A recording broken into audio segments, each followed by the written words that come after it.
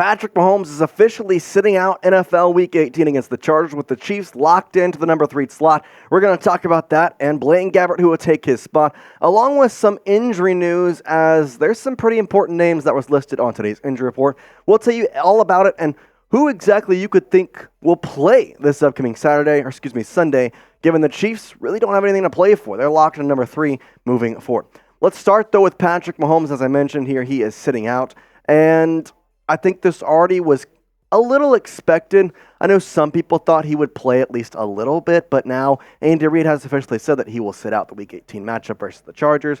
Obviously, given you're locked into that number 3 slot, there's just no reason to risk anything. It's just precautionary, and obviously with this, it's more or less kind of treated as a bye week in somewhat, and so give Patrick that rest. Now, this was reported by Nate Taylor, as he was the first one to get saying, as expected, with the Chiefs locked into the AFC's number 3 playoff speed. Coach Andy Reid said some starters, including Patrick Mahomes, will not play in Sunday's regular season finale. Backup Blaine Gabbert will get his first start. So let's talk about Blaine as he gets his first start since 2018. This guy's been a career backup for a long time and has been pretty good at it, to be quite honest. He's always stuck with organizations, and he played a little bit in the preseason.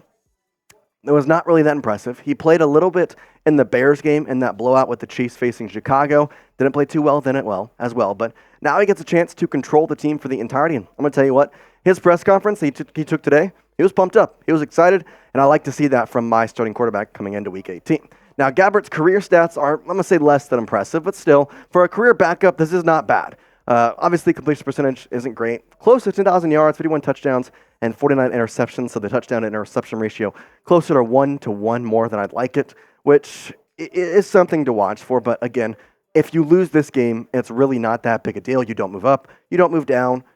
You're just waiting on who you're going to play. It does not matter about winning or losing. In kind of pseudo sense, you're treating this as a bye week, even though you have to play the game.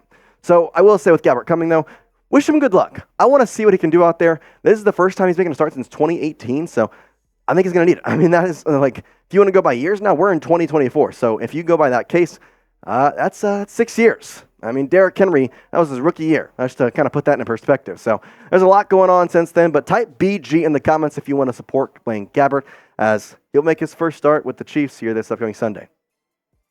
Now, the one thing with Blaine Gabbert was he was recommended to the Chiefs by Chad Henny, the former backup who played last year and came into the actually wild card game when Patrick Mahomes had that ankle injury. Obviously didn't play too much, but Mahomes did come back, obviously. But it was funny because Gabbert was highly recommended by freaking Chad Henny. And Chad Henny, of course, out of football now, but he was talking to Andy Reid. He had worked with Blaine Gabbert before and said, hey, if you have a chance, go get this guy. Well, Andy Reid and Brett Veach took that to mind and went after him. And I think that now it's kind of going to see the fruits of their labor in some aspect, because you have to tell, all right, well, we got him. Now it's actually going to be a chance for him to play. I'm kind of intrigued to see what he'll do, because we'll also get to see him and probably a bunch of other backups just kind of go out here and face, to be quite honest with you, a very not good Chargers team. Before we move on here further in the show, got to tell you about our sponsor, that is Factor. Make sure you get started on Factor this New Year's and get ahead of your New Year's resolution, as Factor's ready-to-eat meal delivery service takes the stress out of meal planning and sets you up for success in the new year. Skip the grocery stores, prep work, and cooking fatigue. Instead, get chef-crafted, dietitian-approved meals delivered right to your door. With over 35 meals to choose from per week, including options like keto, calorie smart, vegan, veggie, and more, you're going to get over 55 weekly add-ons as well. You'll have a ton of nutritious and flavorful options to kickstart your resolutions. Now, Factor now offers loads of snack options like breakfast, smoothies, juices, snacks, and more to keep me going no matter what is on the schedule. Plus, stress less over meal times in the new year. Factor's no prep, no mess meals, free up time otherwise spent shopping, cooking, and cleanup. No more wasting time in the kitchen, so make sure you go check out Factor. As if you head to factormeals.com/ChiefsChat50 and use the code ChiefsChat50 to get 50% off. You're going to get, again, 50% off. So that's code ChiefsChat50 at factormeals.com/ChiefsChat50 to get that 50% off. Let's take a look at the injury report today, as Pete Sweeney was the first one to report this as important names.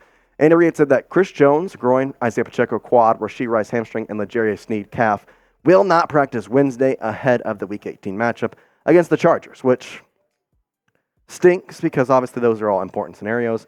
And we didn't see too much injury designations from Rashee Rice and Chris Jones this year. So If we take a look at all four of these, it's more or less, these are important guys. I would say L'Jarius Sneed has been one of the best players on the defense. The other one has been Chris Jones. So there's your two right there. And the most important people on offense besides Patrick Mahomes have been Rashee Rice and Isiah Pacheco. And guess what? They are out. Or not out, but obviously injured. And I want to go back to what I said earlier. I think you treat this like a bye week. I don't think you really necessarily risk anybody's health. You don't go out there and risk Rashee Rice. You don't go out there and risk Isiah Pacheco. I mean, especially with them having injury designations, just don't go out there. Don't risk it. You're locked in number 3. Nothing you can do can help your draft or can help your position in the playoffs. Just treat it like a bye week and make sure that you're not getting anybody injured. I think that's the most important thing. Now, would you play the starters, or might you really play the starters in Week 18 with Mahomes out? I want you to type Y for yes if you would play the starters. I want you to type in for no if you would not play the starters. Let me know in today's comment section. I'm kind of curious now. We asked this question yesterday, but now with Mahomes out, does that change your mind a little bit? Obviously, you don't have the starting quarterback, so is there a point to play anybody else? I don't know. Let me know in the comments Y for yes if you're playing the starters, in for no if you are not playing the starters. 3 guys I am watching to play is Travis Kelce, Rashee Rice, and Isiah Pacheco. Obviously, 2 of those guys were on their injury report, but they're all so close to 1,000 yards in their respective positions. Obviously, Kelce and Rashee Rice, under 100 yards for receiving yards. I mean, 2,000-yard receivers, obviously one of them being a tight end. And then a 1,000-yard rusher would be absolutely insane. And given the format of this game, I would like to see them. But at the same time, I think it's also hard because you understand you don't want to get injuries. You don't want to hurt these guys. And in my mind, it's tough.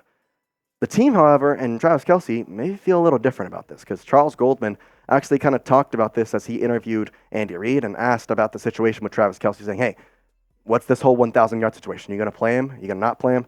And Andy Reid said this, saying that we'll see on Travis Kelce getting his 8th straight 1,000-yard season. Wouldn't rule Kelce out of getting some playing time, but he says the conversation is one-sided, which makes sense. I mean, I think Travis Kelce obviously wants to play. He wants to be on there with his teammates. It's a very obvious thing. He's a competitor, and so you want 1,000 yards. You do, especially for your 8th straight season. It just makes sense. So I would hope to see Travis Kelce out there and ready to go, but again, I also understand if maybe they decide to maybe not do that.